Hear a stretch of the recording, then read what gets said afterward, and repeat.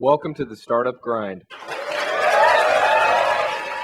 Here today with me, we have Dr. Rufus Pollock, CEO of Open Knowledge Foundation, and also Ken Lee, VIP Research Head, and Mr. Chen, he's Project Director from China Telecom Guangzhou branch.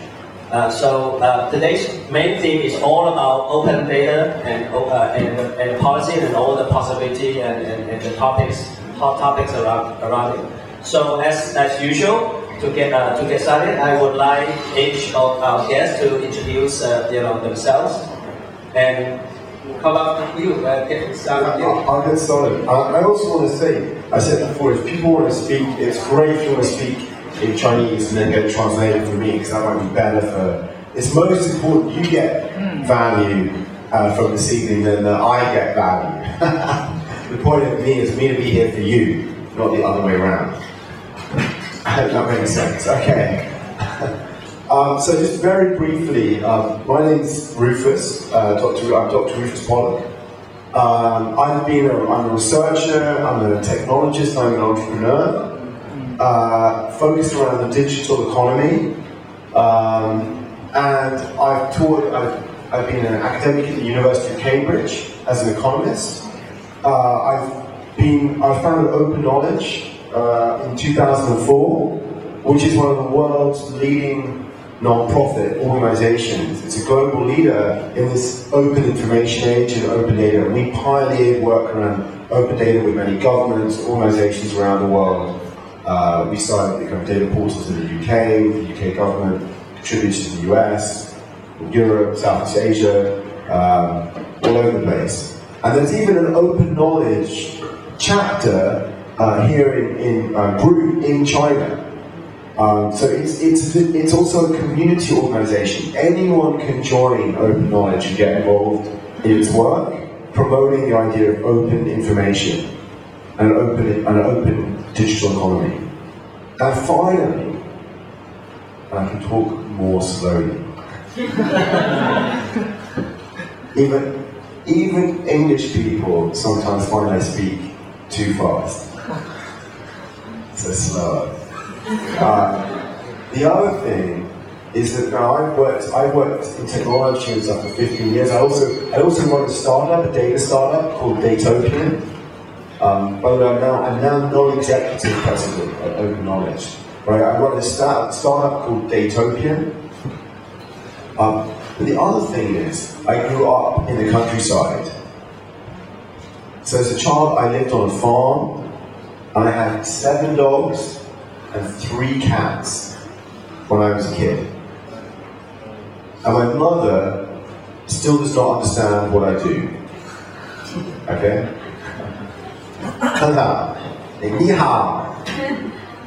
Papa actually, but I worked in China more than 19 years now, in Merrill and I have been since my very early ages after graduation from the college. I worked as a internet entrepreneur, and somehow I joined many different startups and big companies. So finally, I worked in a very short project about 6 years ago, and now I'm the head of the Data Research Department. Breaking is one of my solutions, so topic is a big honor to me. And how about you, Mr. Chen?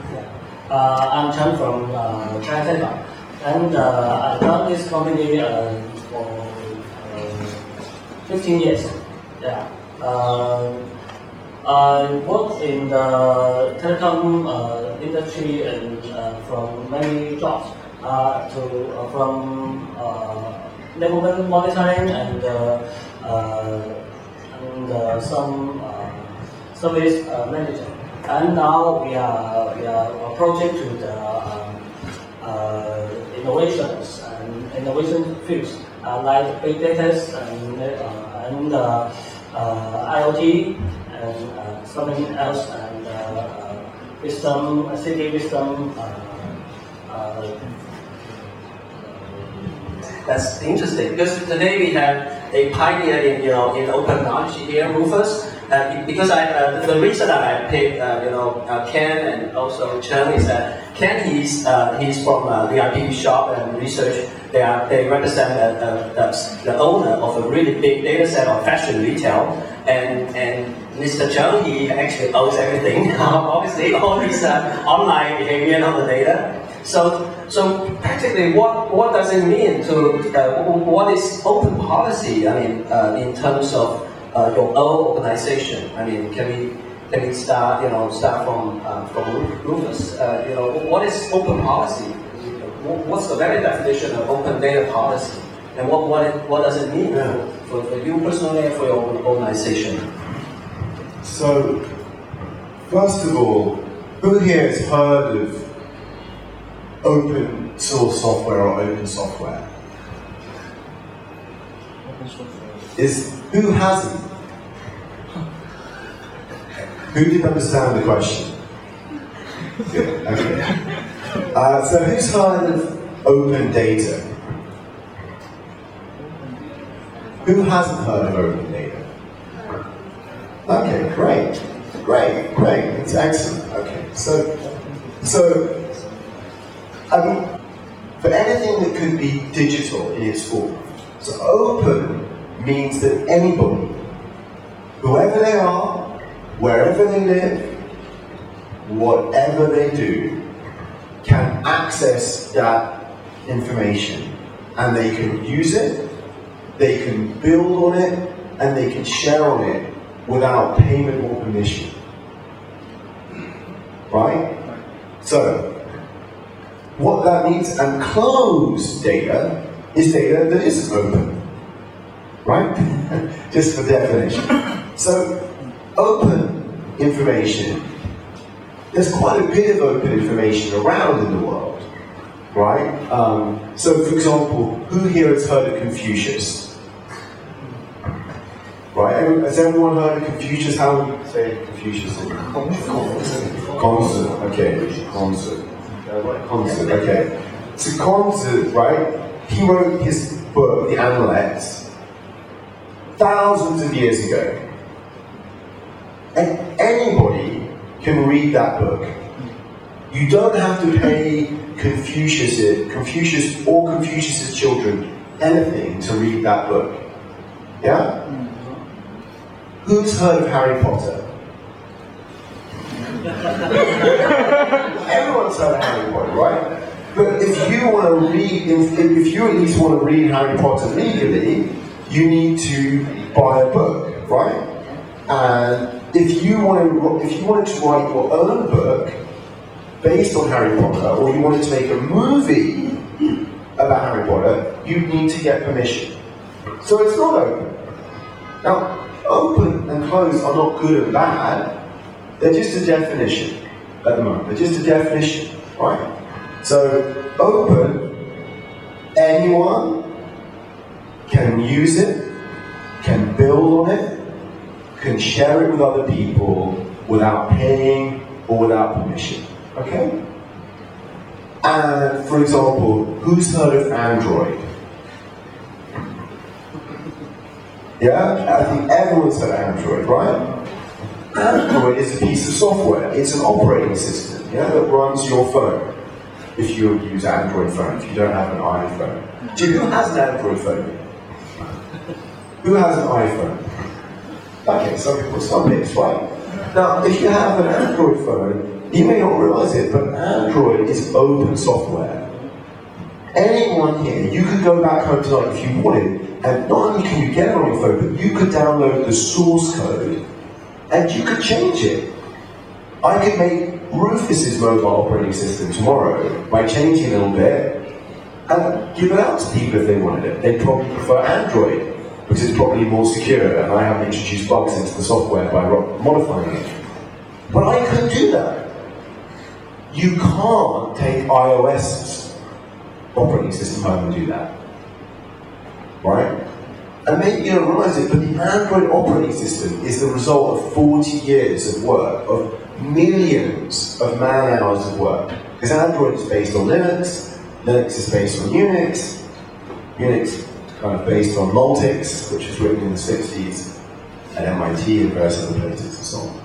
So Android, in fact, all of the operating systems go back like that. So it's open, right? So there's stuff out there in the world that's open, there's stuff out there that's closed. Now here's the difficult question. Who's ever gone to YouTube? You ever visited YouTube? YouTube. YouTube. So what's the equivalent of YouTube here though? YouTube, okay. Is it free to watch videos on there? No. Okay, but if I pick a video that is free to watch, like on my YouTube it's free to watch, YouTube it's free to watch, is it open? No. It may be free, but you couldn't take a video and put it on your own platform. If you wanted to build your own video sharing site, you couldn't just download all the material off that site and put it on your own site. That wouldn't be allowed. You wouldn't be allowed to share it. You could watch it freely, but you can't share it without permission. So it's not open, okay? So open data is data that you can freely use, share, build on, and anyone can do that, anytime, anywhere. Now, what happened was, what's happened in the last 10, 15 years, when open knowledge started, there was very little open data around. There was some mainly from the US government, by the way, because the US government, in its constitution, the Constitution of the United States, says that data collected by the government, by the federal government, has to basically be open. Okay? But what's happened in the last 5, 6, 7 years, thanks to open knowledge, the organization and other people, is governments have started to decide to put some of their data, make it available. For example, it might be data about where the parks are.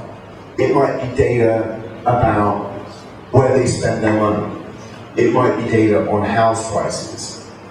It might even be the data of who owns particular pieces of land, right, in some countries. All kinds of data has got put online for free and open, not just to download, but open. And that has meant that there's been innovation. There are startups that go and use that data. Even big companies like Google use that data. For example, like they might use, for example, transit time. Like governments have opened up rail data, right? What time the trains go, and it gets integrated by Google into their apps, or it gets integrated by Baidu into their apps, or it gets integrated by whoever into their apps. But it's also being used in startups, and it's also being used by citizens. Maybe a citizen is interested in pollution in their city.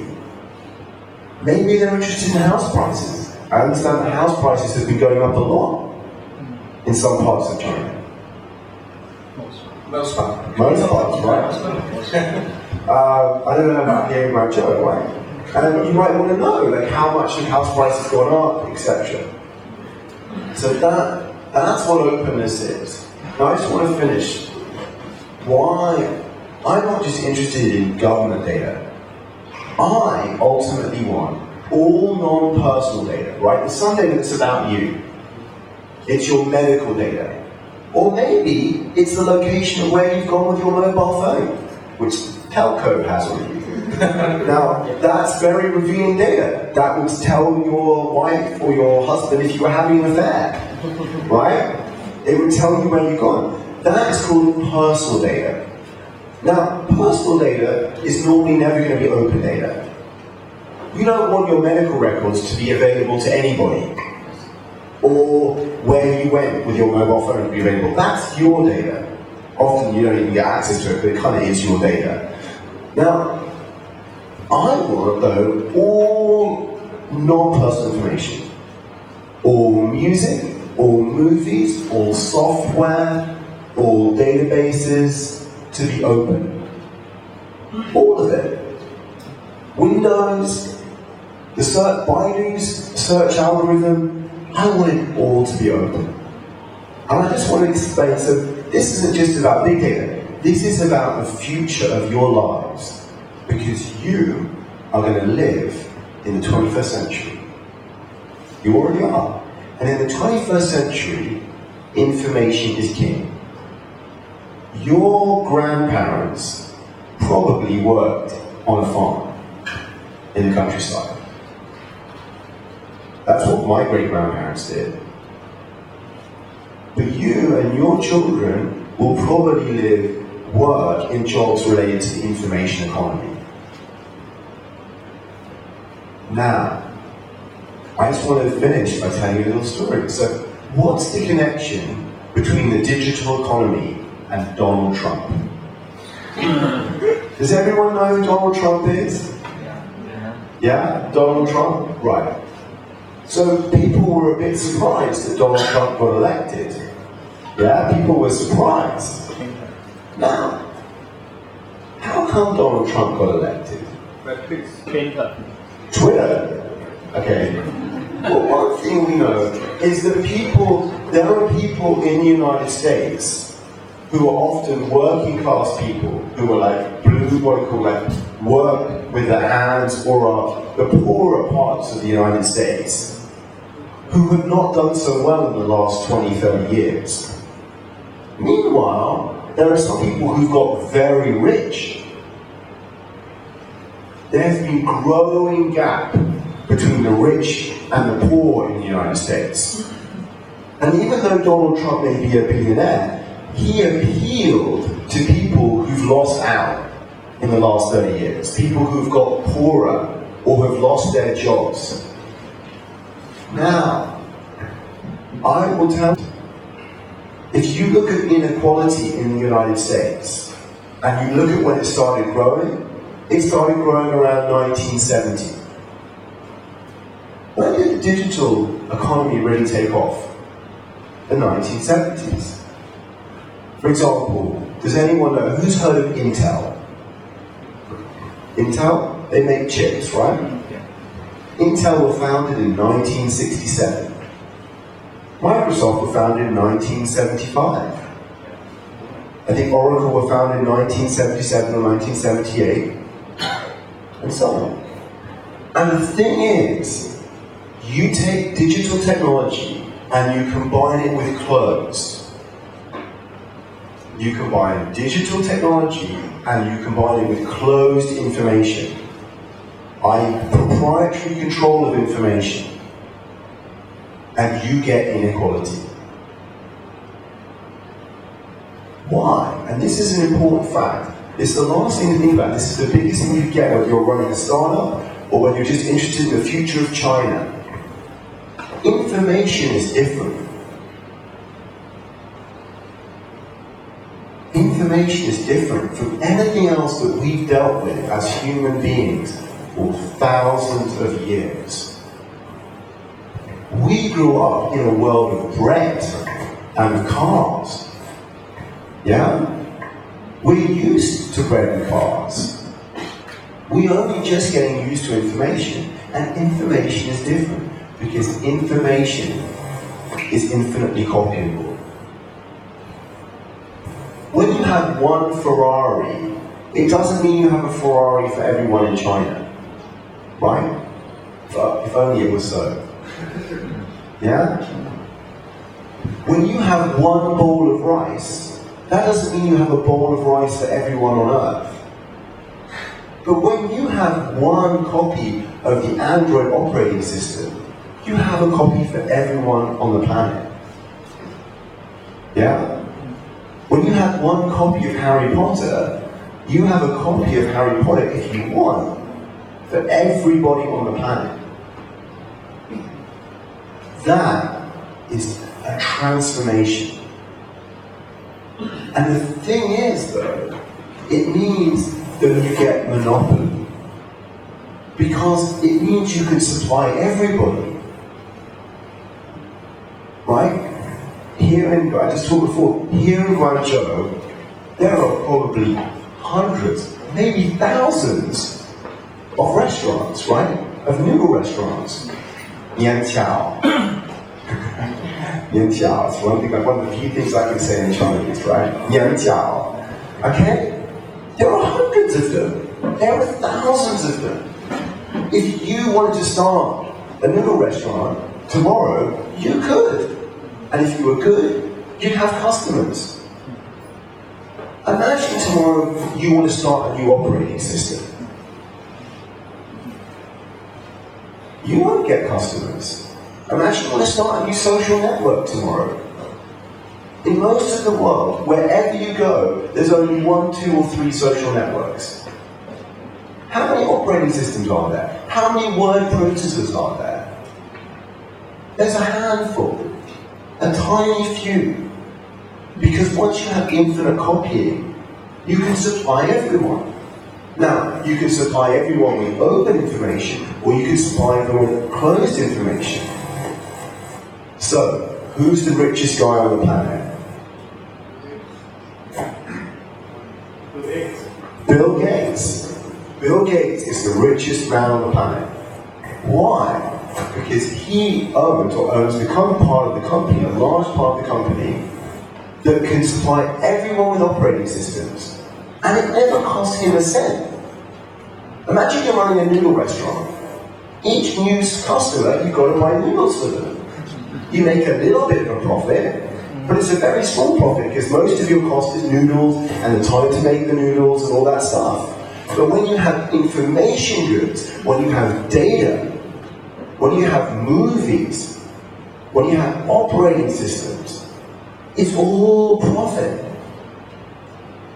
So the information economy, the digital economy, looks like this incredible casino. Lots of you will go through the door hoping that you'll be Bill Gates. It's like going to the casino and pulling the slot machine. A few of you will succeed and you'll become incredibly wealthy. A few of you will be reasonably successful. And end up being able to retire when you're 45 or something. Right? But most of you will just lose. Now you won't end up poor in that sense, but you'll just won't make it. And that's how the digital economy, when you have closed, works.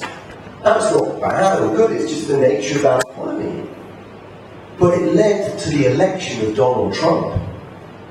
I would argue to you that the development of the digital economy since the 1970s, combined with the prevalence of closed model of owning information, led to the growing inequality that led to Donald Trump being elected. If you had open information systematically since the 1970s, Donald Trump would not have been elected. That's a big change. That's worth coming to this talk for. Because you may not have affected you guys, you think, yet, but it will. Because that is just a shift in the nature of what we produce. Information is cost us incomparable. Information is cost us incomparable. Just in the way that a Ferrari is not. Just in the way you can't just click your fingers and have more cars, or more houses, or more methane. Right? And so, your choice is over open and closed. With open, you still have copies for people. You have a copy for everybody. You have it for everyone.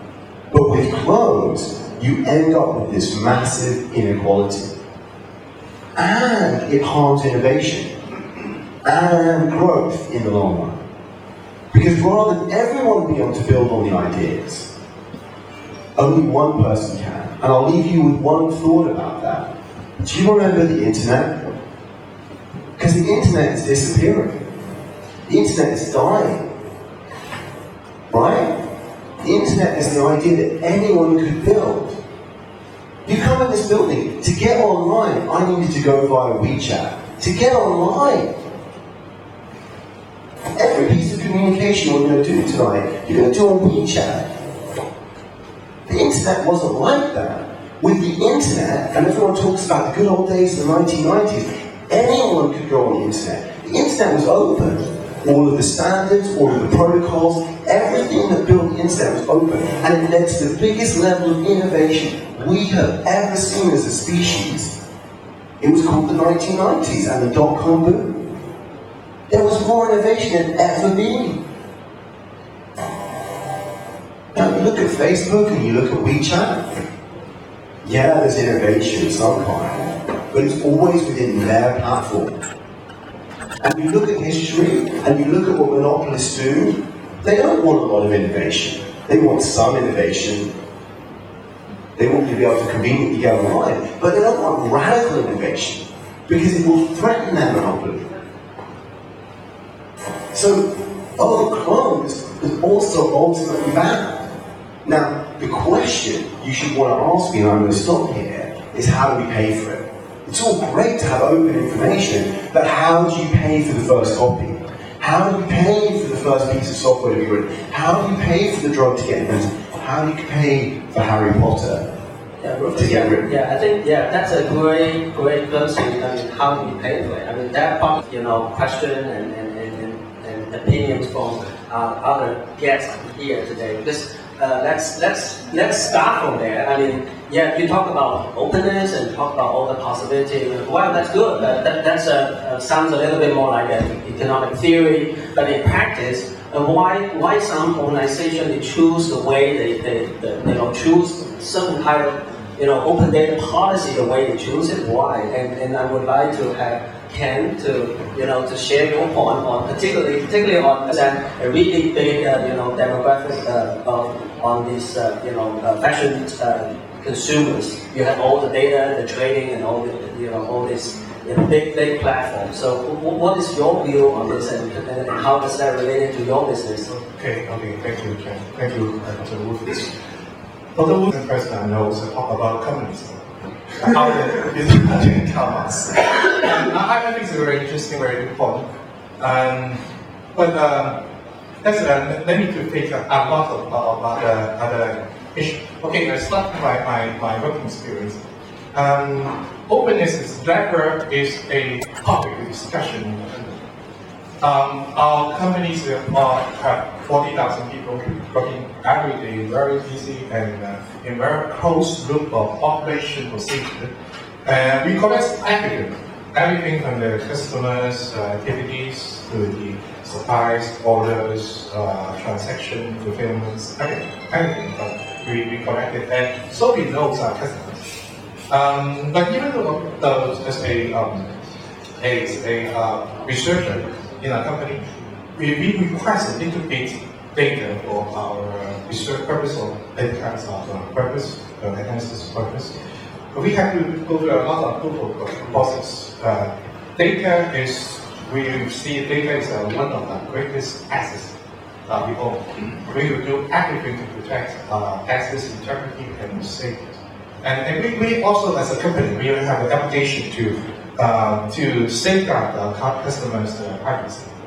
So actually, about years ago, when I was in Beijing, we talking with one of the Tsinghua University professor, he just formed an alliance for sharing data between in the companies. They generously invite us to join, but we still have a lot of concern. The proposal is like this: that all these big companies they can share their own business data. Of course, they have to conceal all these private sensitive information. So they can access the different customer from different business platforms. So they can do something new information, use analysis. Of course, I support the have the same share of ownership of some public information, but the problem is what define the public information, how to define access.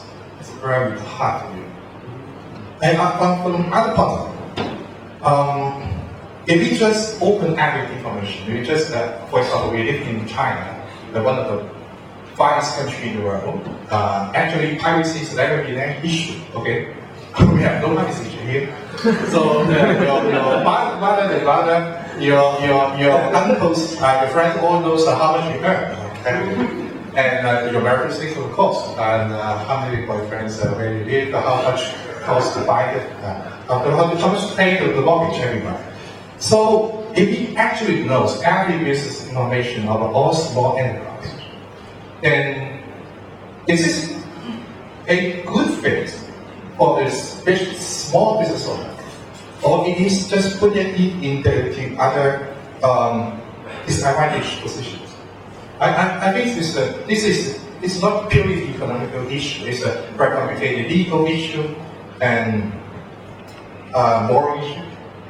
From my point of view, okay, if we open active information on my everyday life, just like Kim Kardashian, and is it anything do good for this world? But if I don't share my information, sometimes even my private information, how can I make sure that I can accept the same levels of openness to other people? Just like if I can see a face, yeah, how can I talk to you? Just like it's a lot of European country, they forbid women to wear this, how to say, the Muslim hijabs. Okay, so if I don't know you, you have to surrender some of your information to me. But am I have the position to retain my privacy? So I think this breaking the rules of very fundamental of social contract for everybody living in this world. It's mind-blowing ideas. I have no answer, but I think that these are very interesting topics to discuss. Cool. So yeah, and on to Mr. Chen. You are the big guy in the world, and you have these, you know everybody, because my phone hasn't changed for like since 1999. This is my only and my first phone number. So practically you already know everything about me. I mean, all this data and the communication. So what is your China Telecom's definition of open policy, and how do you approach that, and what purpose or business purpose that you would impose on this open policy? So maybe you can tell us more about how your organization is looking at this. First of all, I need to declare something. Operators, carriers, don't meant to occupy your data, but their mission is transfer your data from by your demand. Okay. And typically in last maybe 100 years, they only do one thing and transfer information from here to there. They don't want to restore, occupy your data. To retain the data. They retain it. And they only concern about the informations to sustain their operation. Just like the billing status, you know where you are to give you a bill. You call your girlfriend in Guangzhou. I will give you a bill in last month, but it doesn't work. They typically just don't know how to use it in last about 100 years. Just in the big data technology and grow up in the like 5 years. Also, the carriers realize that they own the behaviors of their current customers. So how to make use of this data? Open data policy, to each organization. And I really want to bring up another topic, which is a little bit, like what, information security has been really, could be a really touchy point. And what's the relation between, your ability? I mean, I have data, but what if my capability in information security really sucks? So how do you see the relation between having good practice and technology over information security versus your ability to open up your data to the stakeholders that to enable them, just like you said, to fulfill the mission. So how do you see the relations? Yeah. And I would like every one of you to answer this question. I do wonder we're getting a little bit into a different topic. So the question of how you deal with personal private data is just really like, how do I put it?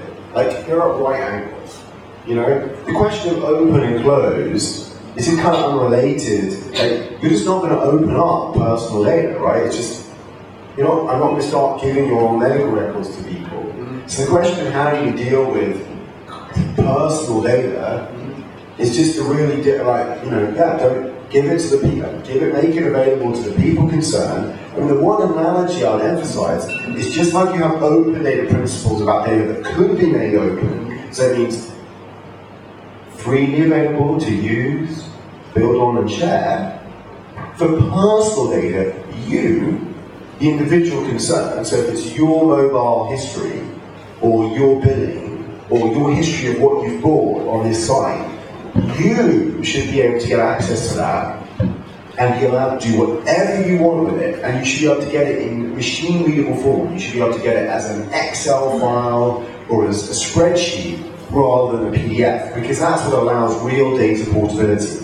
But that's just a whole different discussion, and we could spend hours on that topic of what we do about what I call my data versus open data. But it's just a really different topic. And like your question about information security, well, where do I start? If you've got really bad information security, well, you've got problems generally, that you're holding loads of personal data or not. If you're going to get hacked, that's not great for all kinds of levels.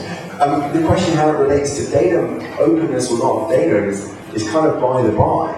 Like your information infosec concerns are just a really different concern. So. But if this concern, if you cannot solve that, how people are comfortable sharing the data that should be accessible to the public? Well, I don't know. First of all, people seem pretty comfortable sharing data with all kinds of companies that probably don't have great infosec practices. I mean, Yahoo managed to lose how many millions of their records? The basic fact of security is just be pessimistic, right? If you've handed your data over, it will probably get hacked, unfortunately, at some point. Like, that's just basically, it's really hard to do really good info security, and you're always vulnerable. And you've got very capable actors out there at a state level and at a non-state level. That's life. And most people don't seem to have a problem handing over vast amounts of their personal information, whether it's to Facebook or WeChat or anyone else. People will trade valuable information about themselves for candy, basically, right? Like, you give them 1 cent and they'll hand you a load of information, right? So it doesn't seem that people are that concerned, So I just don't think it has a big impact on sharing per se. I think what has an impact on sharing is monopoly. We want to get back to the topic. Facebook isn't going to want to share your data with anyone else because it's incredibly useful for Facebook to have it, right? What you want to ask again is the inefficiencies in our society that come about, right, through these things. And the fact, what's also just incredible from a research point of view, right? Facebook or WeChat have just this incredible data set on understanding us as human beings, on dealing with crowding. There's just this huge pool of information, in this case closed information, personal information, by the way, that's never going to be fully open, right? I'm not advocating that your individual, let's just be really clear here, so let me say again, personal data will not be open, right? No one is suggesting, maybe some radicals out there, actually, I should be careful. There are people out there who think, let's just get it all out there. It's kind of a level of information equality. Facebook already have it. Why not share it with the world? It's kind of like that kind of thing. But in general, it's not going to be open. But the point is still at the moment, even inside those organizations, you have this incredibly valuable personal information in this. But I do want, the question, I don't know, I just think going off the intersect may take us afield. What I want you to realize, because I do worry on the Karl Marx comment, right? No, because people think this, right? They don't get the difference between a world of steel and a world of information. right? That there's a difference. And that difference is manifest in government. So you guys all know that communist state known as the United States of America, right? Heavily communist, right? US, right? Everyone agrees on that, right? No, right? The US is not a communist state, right? We all get that. Yet, for example, the US government currently pays for half of all medical research and development in the United States. The US government pays for half of all the information production in medicine. In fact, the most valuable part, all the breakthroughs in cancer came out of basic research, more often in the United States. Governments, for centuries, have paid for things called universities, where people produce new knowledge and information, and in theory at least, share it with everybody. The published papers, Right. journals. Pasteur, the germ theory of disease, penicillin, discovery of the identification of HIV, you name it. They're all done in universities, funded by you and your tax dollars. Or taxes, your, renminbi, right? We know that we fund information production differently often. Now, I do want to emphasize, I don't think the government should fund all information production like they should decide like universities. I've got a more interesting proposal for you, right? Has anyone, I don't know whether it exists here, do you have Spotify? Not really, it's not so available, right? I don't know, I'm trying to think of a good analogy, but basically, does anyone know, I don't know what the iTunes really functions here, right? You can buy a song, one item at a time. You can go to the store and you can buy one song, right? You pay $1 or you pay X yuan, whatever, renminbi, you get the song, right? Or you can subscribe to a service where you pay a fixed fee per month or per year, and you get as many songs as you want, right? And the person who runs that service collects all that money together, and then they look at all the songs that got played last month, and they hand that money out to artists, and then they put some to their investors probably, right? Okay, stuff like that. It's a bit more complicated, but roughly that model, right?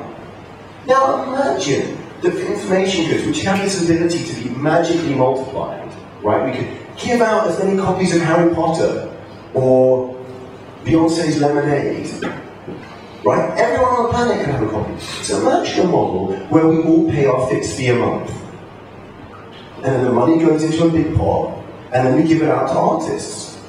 So we have markets, we have free markets, we have competition, we have innovation, but we have this fixed model where we put money in and we pay them for open information. The information can be open, anyone can access it, but there's this fund, and the money gets paid out to the artist. You could do that for biotech. New cancer drugs, rather than limiting cancer drugs based on patents, you could get a remuneration right. You're a biotech and you come up with a breakthrough cancer drug, you get a remuneration right. The remuneration right entitles you to go to the government's open medicine fund, and each year, if your drug saves people's lives, you get paid from that fund. The drug can be manufactured by anybody, there's no patent anymore, but you get the right to get paid. Just like artists get paid by Spotify, if you know what Spotify is today. It's just an open government. Government makes sure there's money in the pot. It makes sure we all contribute so that we don't all just free ride and go, I'll pay for Lemonade, but maybe next week, It's like where we cheat on the system, right? But we could do that for software, right?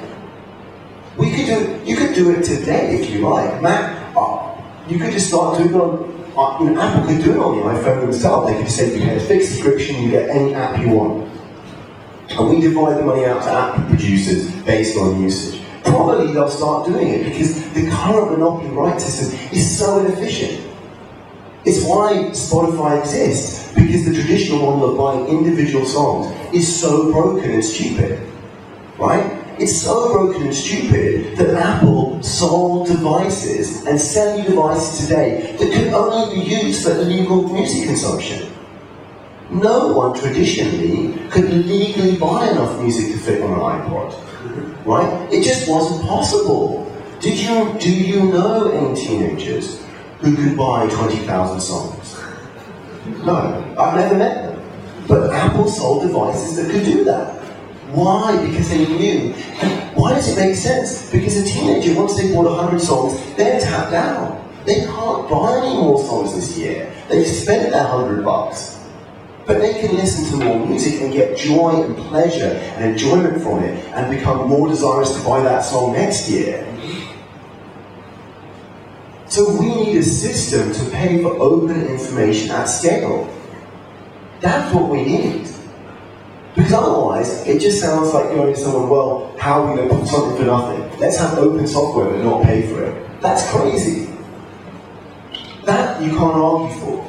We've got to find a mechanism to pay for it, but we have one. It's called our government, and they don't need to get involved in deciding who does innovation or who gets to write songs. They can just collect the money, and then it gets distributed automatically based on what your song was listened to, your app was downloaded, your innovation was used, your cancer drug saved someone's life. The government's not there, but it solves the infinite copy problem. That's a great argument and really powerful example of this. Although it's a little bit deviated from the original question, but that's true. So it naturally, I think I really like, because we are running out of time, but I really want to another two guests to share your point on how because Rufus I want to ask one question. How many people pay for download music in China? So it's like 2, 3, 4. Wow, so many. Some have never been paid for anything for downloading music. I think it's good, much better than paying music.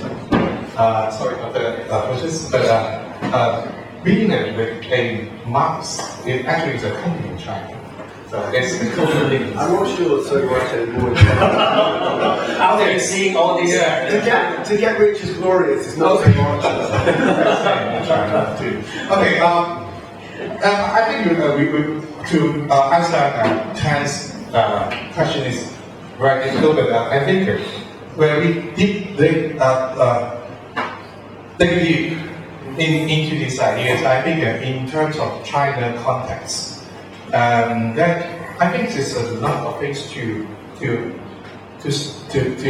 contact, because, for example, if you talk about open data in China, how many people have ever seen your own personal report? You can see that. How many people? No, that. I think some of the people from the outside China, they probably will never know. In China, everybody have a secret file holded by government. Everyone. They know this since they were very, very young age. But they have no rights to open it, except the company hire or the other official use this as a reference for overseas education for visa or all kinds of governmental purposes. Yeah, that's a system actually inherited from the communist government's HR system. It's all part of the system. So we see that the open information concept, the whole open concept, it actually is a kind of a civil rights concept. Civil rights. Civil rights. Civil rights. Actually, if we talk about data in terms of the China context, the question is how much we can own our data. This data is supposed to be a public domain. How much can we own our personal data? This has to be only owned by myself. Only I can actually see what my file is. But actually, nobody knows your own file, right? This is ridiculous. So, open data concept actually is the right to access data, the legal right of everybody. But in China, that's just not so. Open data is not the legal right to access data. That's just, we defined open data earlier. It's just a definition. The question of what should be open data is a separate question. Open data is just a definition.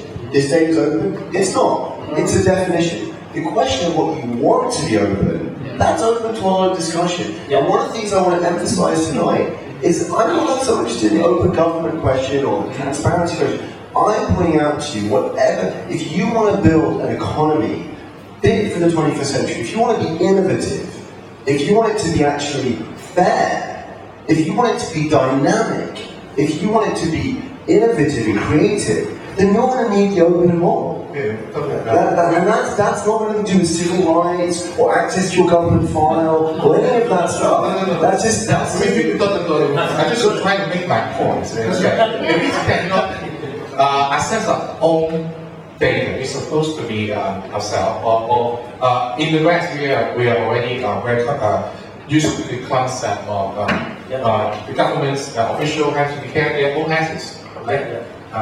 There are all these families, connections, of other things. But in China, I just request for government to declare my tax income, whether I've never seen an official open about his own family assets information. So I think the concept is have to go back to the very basic thing is what kind of things we should possess by public domain. Right? It should be every citizen should have the right to accept the public domain. Is the first principle, I think, from my point of view, for open data concept. And this other thing that I think is how to define the notion of digital, how to say, intellectual property. Because you used the example from drug, right? The invention, the innovation of drug really has to protect the property right. But another countries like South Africa, like India, they openly define the U.S. government and they do reproduce all the very critical life-saving drugs in the country. So I think this is something like guideline. You have to redefine the guidelines of what is supposed to be and a public goods. A law should be a public goods. But what's the boundary? We have a very strict. I educated in Hong Kong. I educated with a Western idea of law, public law ideas. But go back to the type of life and death and fairness and the rich and poor. So shall we have to redefine the intellectual property rights? That's something that could be easily reproduced. Shall we have the power to use this property right redistribute the wealth of the intelligence of the people inherited? This is my point. Okay. This is I think it's a new kind of society concept. It's not the concept we already exist in the ecosystem here now in China or anything else, even in Cuba. I don't think they have the same concept. So it's more, in your opinion, it's more universal than it is. And also, you already mentioned really interesting application in certain areas like civil rights and government, data open versus not open. Okay, great. And Mr. Chen, you want to add something on this topic?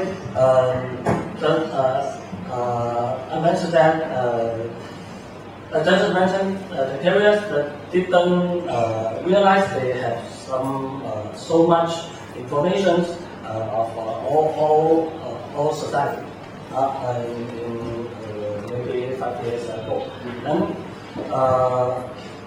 Then one day they found out if their information can do benefits, but in the same time they realized the responsibility of to the society. And just because the government just tell the public and the carrier what you can do, so I have to adapt to basic rules. But I agree with Ken. No one tell the public or the carriers what the boundary. It's really difficult to tell. What it look like, where is it? Okay. So it's quite difficult to make typically closed company to open open data case. I believe there are philosophical, issues there, and also technical issues like information security issues, and all these, there are different levels of problems. So thank you very much tonight for all these guests for your sharing and particularly Rufus, and we have really balanced view on this topic. And right now it's open up to Q&A, and we take like 3 questions. Three questions from the audience. Debatable. There's no right or wrong thing in this discussion, I think. But a few questions like getting into my head after listening to all this discussion. One thing is, how do you? Because I'm from the NGO side, so I want to make a question related to my my work. Like, how do you see for open? Because you own the NGO company called Open Knowledge, right? How do you see this, like collecting all this data? Because you said the U.S. government funded for collecting all the data to be open, right? But actually, some of the big data is only by the corporates, right? For the corporates as like corporate social responsibilities, do you think they need to share all this data, the processed data to the public? Because sometimes we will see this business data is also predicting something in the future, and they should be responsible to share it to the public. And for the personal data, we don't need to be shared, because sometimes you will see the growth in certain area or certain thing in maybe reducing or growing up chain, which may be useful for people's research or for other purposes. Another thing is, still I start in UK, but if I need to do the research, I have to pay for the article to be referenced. That's knowledge. That should be open, right? Yes. But how do you feed those, doctors who are writing for this, articles, and they only living for this writing? So there's debating in these areas. It's very hard to be defined, I think, at this stage. There seems to be 2 parts. So one part was, there are many areas where non-profits could maybe use data. There's some of that's from government, and some of that's from the corporate sector. So let's take one example. You mentioned corporate social responsibility. So one issue that's come up over the years is for example, about 2 or 3 years ago, there was basically quite a bad fire or disaster in a Bangladeshi factory, which made clothing for people all over the world. And often at that moment, there is a question of like supply chain. Who is involved in your supply chain? Are they complying with regulations? Are they treating their workers well? So there's areas like that where corporates might want to be releasing data. That's a very relevant one, where NGOs then needed that data to be able to check. And there are lots of areas. I mean, the other one that's huge right now is around tax justice. So again, related by the way to the information economy. More and more value over the last 30 years has been in intellectual property. I don't tend to like the term intellectual property so much because it's misleading, but in patents and copyright. And what you can do is move all your intellectual property to some low tax jurisdiction, like Ireland, or the Seychelles, or some place where you don't pay very much tax, or Luxembourg. And then you kind of do licensing deals. And so one of the other areas of big desire for transparency among NGOs from corporates is around their financial affairs, around where they pay tax. So the basic answer is yes. There are areas where I think also that's a win for corporates. Many corporates aren't dodging taxes, they're doing their complete job, they are paying taxes, and they want to, if they start disclosing this information, it would be clear to consumers that they were doing a good job. Overall, the point though that you make, which is a lot of valuable data is inside corporations and isn't going to be open anytime soon, is true, and there's not a lot we can do about it. Your second point was about scientific publications. So, who here has ever wanted to read a journal article, from a research, ever in their life? Yeah, right? You maybe read one at university. And I don't know if you know, but once you're outside of a university, they're very expensive. And when you're at university, you didn't pay, but all your parents or whoever else, all you citizens out there pay taxes that pay some very large publishers in the world for access to those articles. Now, the really great irony about scientific knowledge is the researchers are already paid by you in government. The government pays the researchers to do the research in universities. They don't receive any money from the publications. When you buy a scientific article, it does not pay an actual scientific person, researcher, anything. That money purely goes to Elsevier or one of the very large corporate publishers that now exist. Right? When the article even gets reviewed, and I was an academic, I used to write articles and I used to review articles, and I never got paid. Right? So it's one of those crazy situations where all the information is created through your tax payments, and then you pay again to get access. And the only reason is because journals look like search engines or social networks, which is once they get to a monopoly position, they have a lot of pricing power. Who here has heard of Nature? It's one of the most famous journals in the world, right? If you've heard of Nature costs a lot to subscribe to. If you want to buy a subscription to Nature, it costs thousands of dollars, right? Now, if you want to buy an individual article, it will be $20 or $50 or whatever, right? Now, why can they charge so much money? Why doesn't everyone just say, you don't want to pay, what do you do? We'll go somewhere else. Well, because there's this beautiful lock-in. Academics like me want to get published in famous journals, so that maybe one day I'll win the Nobel Prize or I get promoted. Right? So I want to publish in Nature, because Nature is the #1 journal. So I publish there, I give them all my research for free, so they can publish it and charge people access. But then of course Nature is the #1 journal, so my library has to buy it back. Right? So then my library buys it back. And I'm locked in, because I can't switch off Nature, because all the people, each year there's this expectation that it's very hard to switch, it's very hard to coordinate as human beings. Now, very occasionally people have done it. People have got so annoyed with their journals that literally the entire editorial board has resigned en masse and started a completely new journal with basically the same name and the same editors the next day. But it's hard to do. It's hard to coordinate on that switch.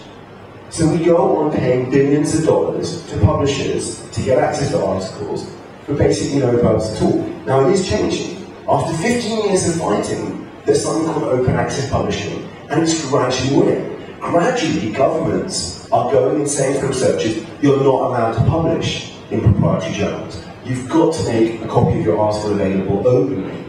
But it's slow. And for example, believe it or not, those companies have spent a lot of money on people to go and talk to government and tell them not to do that. Like millions of dollars, for example, in the United States, are spent lobbying by large publishers to keep the system that way. So that's why it's important you do stuff. It's why it's important, even if you never do anything from this talk, one day there will be politicians, or even if there's not even elections, politicians care what you think, right? And gradually they will become concerned about these issues, and you can then express your opinion. Yes, I want more open access publishers.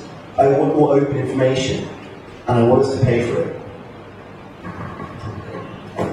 And we have 2 more questions. I'd like to continue your discussion on the role of publishing. That's almost useless because I cannot access that. Your articles is viewed in the billions, I don't know, big mass of that, so I cannot read it at all.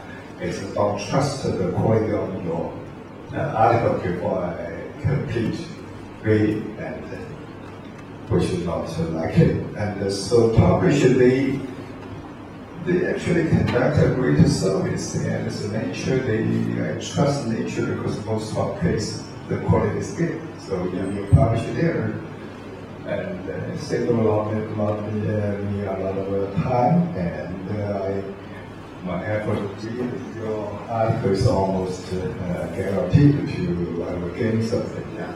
So we should not be afraid. We should be for that. Let's just recap. I discover it, right? This is just, like, if the article just sits out there and I never get to read it, that's a problem. Now, what we've invented around that kind of stuff is it's a matching problem. Like, I want something. It's like trying to find a girlfriend or a boyfriend. Exactly. There are all these wonderful women out there, but which is the right one for me? And similarly, or guys, similarly, I want to read papers, which is the right one for me? So it's a matching problem. We have stuff like search for that, right? So the question I ask about publishers is two things. First of all, most of the quality assessment is done by reviewers. So when you submit a paper as an academic, it doesn't just get immediately published. Two people have to review it, like you review a movie. Yes. Those people are other academics, like I review papers, and I didn't get paid. Yeah. So the quality assessment was already being done by people, other academics, who aren't being paid by the publisher, right? So yeah, quality assessment is really important, and it's getting done, and it gets done by academics. It doesn't get done by nature that much. The second part is there is a little bit of editorial, but the system is so so inefficient, right? Think of it this way: imagine that rather than having Google, right? Every page on the web had to pick a journal it was going to get published in. And it would submit itself, and the journal would say, we'll get back to you in 6 months. And we might decide we don't like your web page, and then we submit it to another journal, and eventually it gets published in one exclusive place. Isn't the web much better, where anyone can put a piece of content online, and then Google, or any other search engine or system for ranking information, for finding it for you, can exist? Instead of your paper's copyright genuinely being linked to a given journal, wouldn't it be better just that all the papers were published and then there was like a search engine? You know, I've heard of these things called search engines that help you find stuff. They might be a little bit better than these journals, which are based on 200-year-old principles of individual reviewers taking 2 years to decide if your paper's any good, right? You know, like, for example, guess who reads papers mostly? Other academics. Academics are generating all this information. Every time I read a paper, I could just say whether I think it was good or bad. I could Facebook like it, and then we could aggregate all those likes. There's loads of ways. We could do so much better than journals at discovering information. Journals are just terrible ways of discovering information, right? I mean, not only that, they're subject to politics. Like, does the editor like you? Has this particular viewpoint in this scientific discipline taken over? There's all this evidence that, like, journals make kind of total screw-ups in the papers they decide to publish or not publish. Imagine if we really had open papers, the innovation that would go on. Google Scholar wouldn't be this weird experience where you can find a paper, but you can't read it. You know, it's like, oh, I found this paper, but now I can't even look at it. Right? I mean, we've got a system that currently is destroying innovation. I mean, journals, in terms of quality discovery, haven't innovated in 200 years in terms of search discovery, right? They haven't taken on one single piece of innovation from, like, anything that's happened, let alone in the last 20 years of the internet. Yeah, but I'm still not very convinced because Maybe I should talk. With this BAT, we connect all the big data through these 3 ways. I'm very interested to hear about Rufus' opinion about, as your opinion in the world, not only in US but also in China, that in the future, in the near future, in the future, what all these big data startup company or internet company or the shared economy company, in which way they will collect all this big data most? In which way? For example, these 3 examples. Maybe you have another new way. I don't know. We don't know. Steve. I want to hear about your idea. Please turn on the answer the questions because I do all this.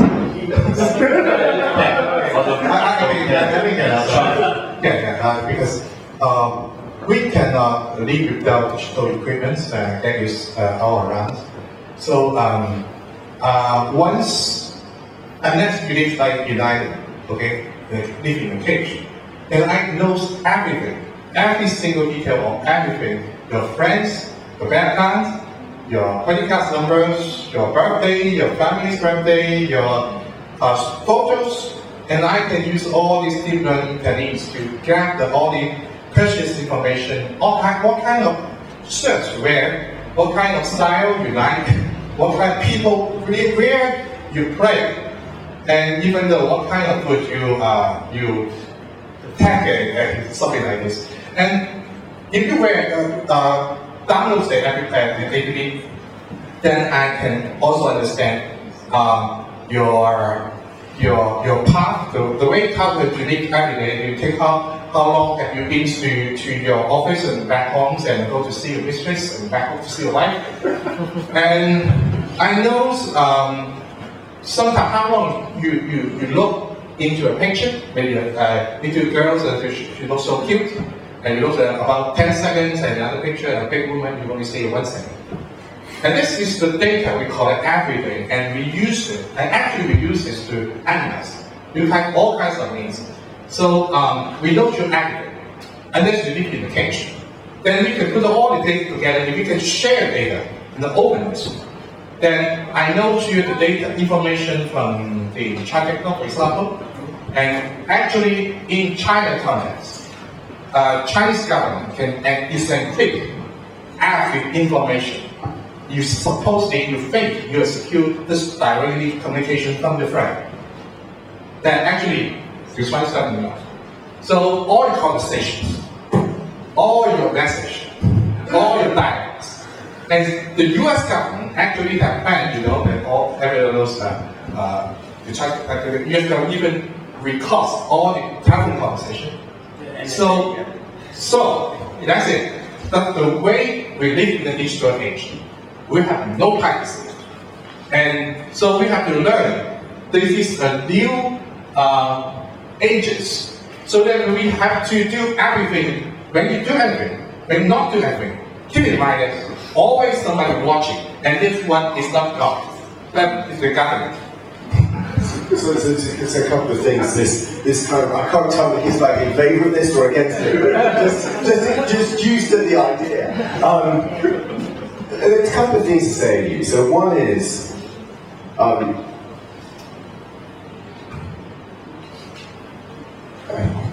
slightly technical. So one is, I get on it a little bit.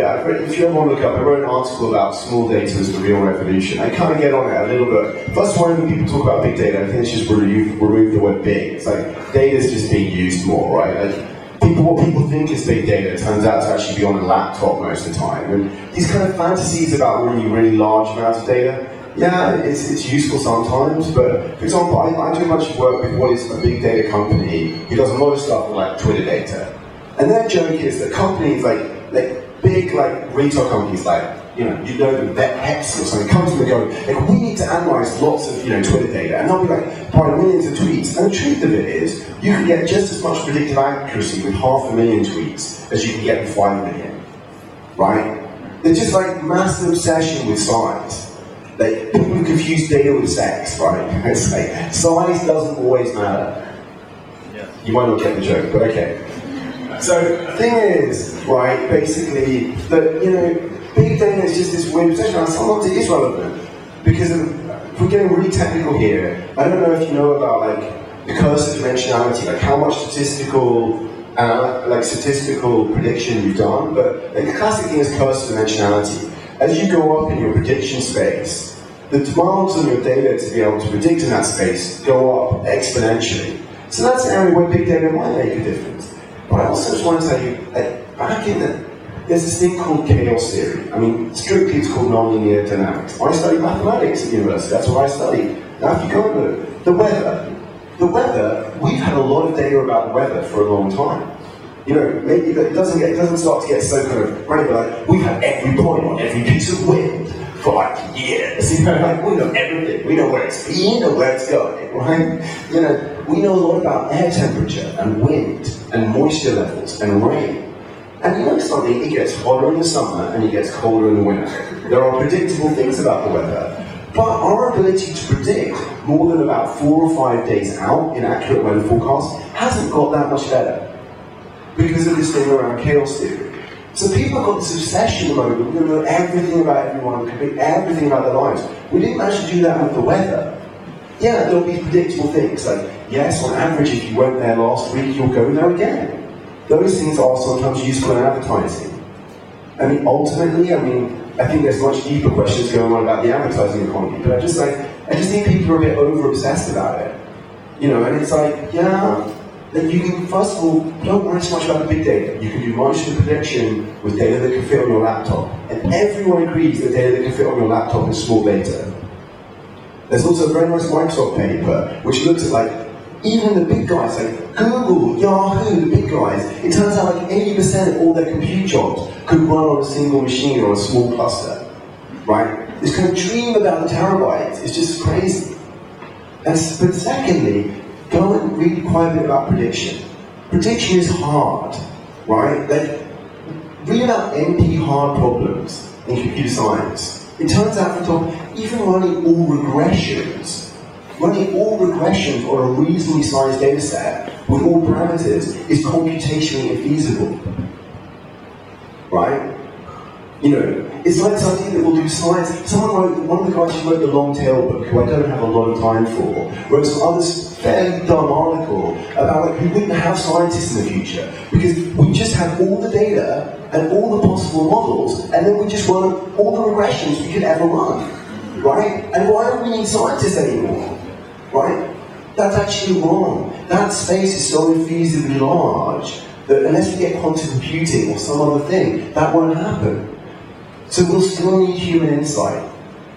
So that's my thing. Go do some, you probably know already, but statistical inference theory, read some nonlinear dynamics, and it really pours a little bit of cold water on these insane ideas we have, like that we're just going to have everything on everyone. That's we're concerned about the application actually. I couldn't agree more about today's main topic about connection of open data. Actually, as a startup founder, we are now running a company which is focused on big data application. Our group consists of the scientists and someone from China Academy of Sciences and Hong Kong Applied Technology and Research Institute. And this is all the expert actually. And then they can fix all these big data. And then the problem is that we are now fixing about the application. We call that on what occasion that we use this big data to fix the problem. For example, I send an example. Now we have a so-called smart ad, as I mentioned, about advertising. This smart advertising outdoor. Now we can fix how many people that observe this outdoor advertising, and how many males and how many women. Yes. And then how long they observe this app, and which app is the most we call it observable. Then we can know this big data, and then as we know all this big data, then we can analyze, and then we can orient all this big data to this fixed and specific group, the consumer, to send them their specific product they need. Actually, this is the recent example that we are only doing in Shanghai now. Now we're doing in Guangzhou. My question is that, as your experience, because you observe a shortcut, because I'm also an NGO people before, and then I will observe all this data too. How these, we call them, actually big data itself is like an NGO gene actually. They are not for commercial uses actually. But we take advantage of this big data for commercial use only. It means that actually big data itself, for me, actually is more NGO use, not commercial use. But we can take advantage of this big data for commercial use. So how to use this big data to fix, we call that, the example, the outdoor advertising, as much as possible. Okay. And I was supposed to say again, it adds to the riches. I run a startup, a data-oriented startup. I don't call it a big data startup. Maybe I should. I've done stuff with what would be called big data and small data all in between. I'm not quite sure the question, which is, yes, NGOs could use data, big data, small data, medium-sized data, usefully. I think what people often think of also big data, it's what they mean is personal data, quite a lot of it, like for example, mobile phone traces or like personal location, you know. I mean, I guess one of the things I want to leave you with, which is, rather than argue about we talked about what big data was, but a lot of the value in data comes from combining it, right? Combining different data sets together. One data set on its own is rarely useful, right? At the very least, you want to add geodata to it. They still have this huge disadvantage, right? Which is, they don't really make any money. They don't have a decent business model. And I've run an open source software company, and I can tell you, they have bad business models. It's tough to make money with open source software generally. Yeah, despite the fact that they're so bad at making money relative to proprietary software, because by default at the moment, government doesn't have a nice open fund that pays you for your open software, right? You have to have this weird model where you give the primary thing you make away for free, and then try and make money on something else, right? Like services or something. It's like a fast food restaurant that gives away all of its fries and all of its hamburgers and tries to make money on its ketchup. It's a really tough business model, right?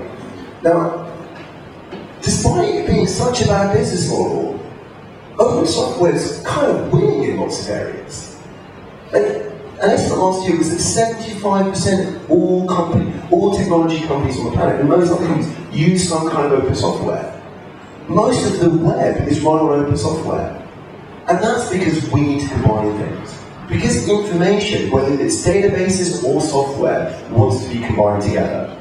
And it's so much easier to combine together open information, whether it's a piece of software where you've got an open library and another open library, or whether it's a piece of data. It's so much easier that despite having a terrible business model, open data and open software often wins. So my comment to you is, if you're interested in investing in big data, your big challenge is, one is where you're going to monetize, but the other is scale. And so one of the offers where open can be really relevant right now, without the whole open fund and other stuff, is just you need to get scale in the data sets you get to combine together. And scale doesn't have to be size, it can mean variety. And you need to be able to combine them together. And if you've got closed data, you get into a nightmare of licensing. You know, I remember a joke. I talked to someone at Thomson Reuters. I don't know if you know Thomson Reuters are. So Thomson Reuters offer, they're like Bloomberg, they offer financial data. And one time, some guy, I was talking to someone at Thomson Reuters, they said, oh yeah, I remember 5 years ago, we came up with a new software application we wanted to launch. It took us 6 months going through the legal agreements with every single stock exchange in the world where we bought data from to check whether we were allowed to build this application. 6 months! So my offer to you is like, where are your companies going to make money? And one offer is the open data is interesting because it gives you a big pool of data to play with fast. That's why open software has made it. Why you have billion-dollar open software companies. Because they can find a way that even if the money is small, the scale is so beneficial from it being open that you can make it. Thank you very much. And I would like to conclude this StartupGrind session for today, and also thank first of all, thank Rufus, and then